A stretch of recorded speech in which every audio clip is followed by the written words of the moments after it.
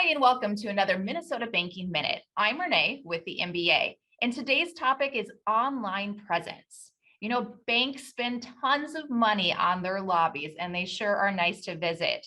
But what about their online presence?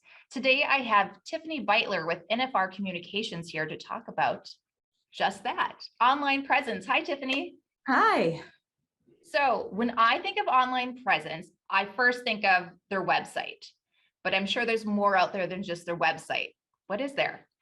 Yeah, there's so much more. There are things you control, like Facebook posts, LinkedIn posts, social media, the content that you put out there.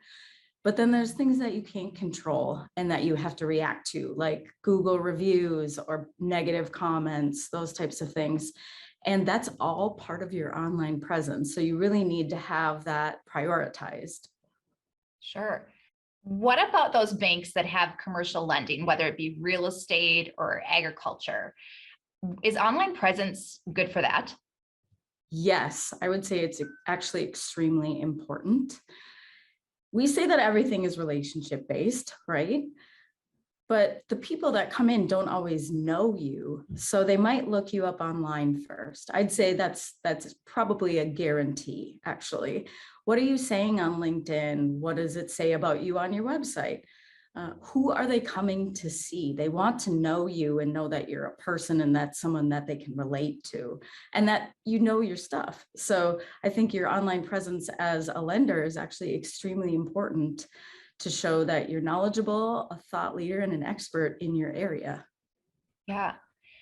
So when I do online, you have this thing like today I'm going to focus on my online presence. And so I make it look beautiful. Everything is there. And then I tend to get busy with everything else. Is that okay? Or what's your recommendation? We really try to stay consistent with online presence. So a set it and forget it approach, well, it's great for the first month, maybe, then it starts to be out of date. So if someone goes to your Facebook page and they see you haven't posted in 4 months, it's almost better not to be on a platform than to be just not posting. So we say consistency is really important. Also, posting things that are relevant to customers. I think it's really important to have a person that owns your digital marketing in your bank. And sometimes you are outsourcing it, and that's why we have jobs. Or sometimes it's an internal person, or sometimes you work together. But it is important to have someone own that function. Otherwise, it's who's going to do this post and who, it's too many cooks in the kitchen and then nobody remembers to do something. So, Right. So if there's so many channels out there available to us, how do we decide which ones we should participate in? I would say, what is your local community into? Are you in the Twin Cities where LinkedIn is very prevalent and it's very business heavy? Or are you in small town Minnesota where Facebook is the number one, maybe YouTube, and barely anybody is on LinkedIn? So it's, what your goals are, what your market is like, and then, biting off what you can chew. Don't shoot for the sky and join every social media platform and then not be able to handle any of them.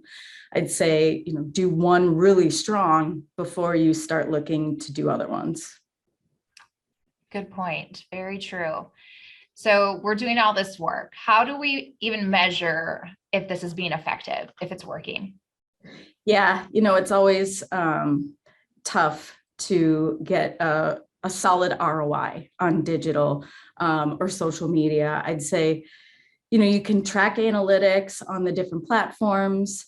You can also get a tool that's paid for that rolls up all your analytics into one. I'd say using call to actions a lot are a way you can track, as someone clicking on a link on Facebook and then filling out an application online. That's a conversion that you can track. So having that customer journey ability to do online is a great way to be able to track things. Tiffany, you've given us lots of great tips. Thank you so much. Thank you. For those out there that have more questions on this topic, feel free to connect with Tiffany at NFR Communications. And thank you for joining us for another Minnesota Banking Minute.